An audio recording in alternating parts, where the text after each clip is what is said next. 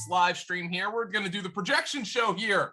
Week number 7. We are a third of the way through the NFL season already. Unbelievable. It's good to be with you here on the projection show. My name's Joe Dolan with John Hansen, Graham Barfield, and Tom Brawley. And here we're just going to do a first run through of the games and just early research to kind of get the baseline for our projections. And I'm excited for it. How's everybody doing tonight? How y'all doing? Terribly. Watching the Dodgers die right now. I was watching that in the gym, and whoo, boy, that play out. I mean, come on, guys. Man. John, it's almost a bad idea to blow your bullpen in your first 2 games of a 7-game series. Just brutal. It's just not happening for really. It's kind of a miracle that they've even gone this far. It really hasn't clicked all year, honestly. Yeah, they've just had too many injuries all year. Yeah, they haven't gotten into a groove all year. Yeah, and no Muncy in the middle of that order is just killing them right now. And they still win 106. Yep. Thanks for nothing, Trevor Bauer. Hey, at least we have Red Sox to pull for. Red Sox beat Astros. Yeah, but you know, now we're learning the heart and soul of that team in the playoffs with freaking Kike Hernandez and Jock Peterson, Jocktober. Yeah, Jock's been great. He's rocking those pearls out there. Yep. Yeah, I'm ready to root for the Red Sox. A real underdog story there. I just meant it as we want to root against the cheaters, Tom. No, I'm definitely rooting for the Red Sox over the Astros. But well, the Dodgers got to pull this out, or they're dead. They're dead. Yeah. It's unbelievable. Let's start talking about a better sport. The Browns and the Broncos. Good try, John. This is unfortunate because this is an island game. And you need to project some scrubs. Fortunately, there's nobody playing for the Browns who isn't. Smiles, everyone. Smiles. Welcome to Fantasy Island. Well, that reminds me, Rob Zombie's doing a movie about the Munsters, and a family friend is playing Grandpa. Who's? A family friend of mine is playing Grandpa Munster. Wow. Rob Zombie. Grandpa Lewis. Yeah. Daniel Roebuck is playing Grandpa Munster, and he looks phenomenal. Now, like my dad was a huge fan of the Munsters. I don't know if anybody grew up watching them, but yeah, they put an image out like that. John, you reminded me by doing your vampire voice. Yeah, I mean, my age, like, totally watch reruns. Yeah, you know, I'm too young for first run, but reruns. Well, I think that's when it became really popular. Yeah, was in reruns and syndication. Yeah. All right, Broncos and Browns. I mean, the Browns are a disaster right now.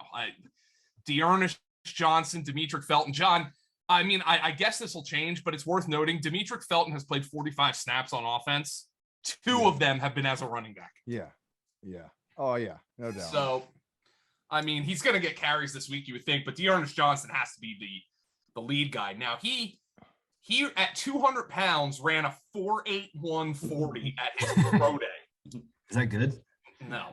Well, he doesn't look particularly slow. He's like the Cosell guy of like time speed doesn't matter for running backs type deal.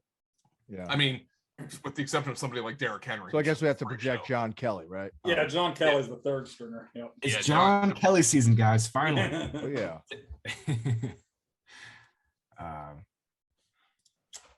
Yeah, I don't have much to add with that backfield. I mean, no.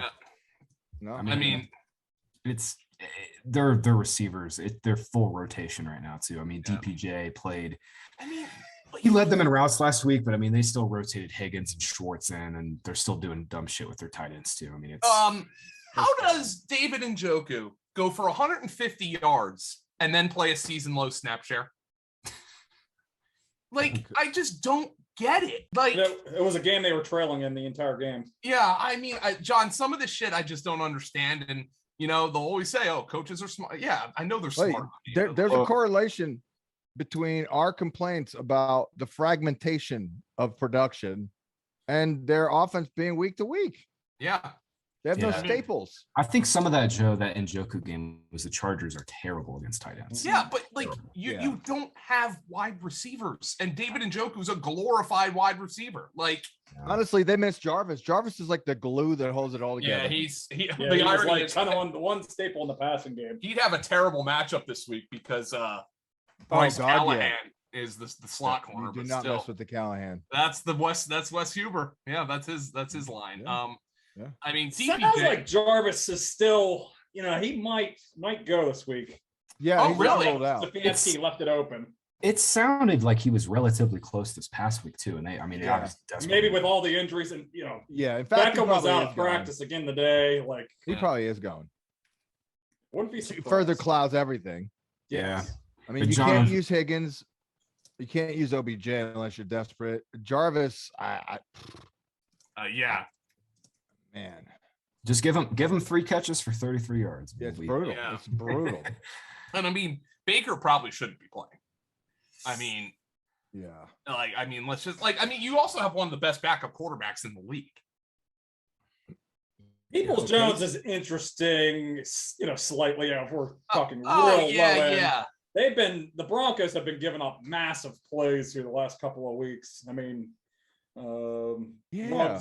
Ruggs went deep a couple times. Deontay and Claypool got him. Yeah, I mean, we're looking real low end here, but maybe he You gotta see who's getting burned. I haven't. Then again, it noticed. will probably be Anthony Schwartz that gets it this time. Yeah. So. Well, John, just if you call like Pro Football Focus grade, which I mean, a grain of salt the size of Rhode Island, Certain and Darby have not been very good this year. And I mean, Surtain's a rookie. Like, I mean, I'm pretty sure Surtain's hurt right now too. He's playing through something. yeah. Ronald Darby. That's the guy. Getting him in the mix has not gone well. Yeah. Darby, Mr. once a year type guy. The Broncos, Teddy's been good for fantasy. Cleveland is getting healthier in the secondary, though. Yep. Yeah, Denzel Ward, Greedy Williams, and Greg Newsome all played last week. Yeah, Teddy's been good, but it's been all garbage time here the last couple of weeks. If they're going to be this is garbage not time, going to be a garbage time game. Yeah. I got Tutty Bridgewater, only QB 17, and that's saying something. With There's 6 teams off. Yeah, wasn't great. 42.5 total and 3.5 point line. So this is going to be a pretty low 23-20 game. Nothing about the numbers suggested. Teddy this week. No. Yeah, really. it's just, I mean, they've given up 4 touchdown passes in back-to-back weeks, but that was to Herbert and Kyler Murray. Yeah, exactly. Otherwise, low numbers, completion rate low, everything YPA low. John, I will say we need to give a slight bump to Fant more than we normally would. With Albert O and IR, he's got 10, 4, and 11 targets. Yep. And Jeremiah Owusu-Koramoah is also out. Yeah. Nailed it. Yes. John, I mean, Fant is obviously a guy you can't.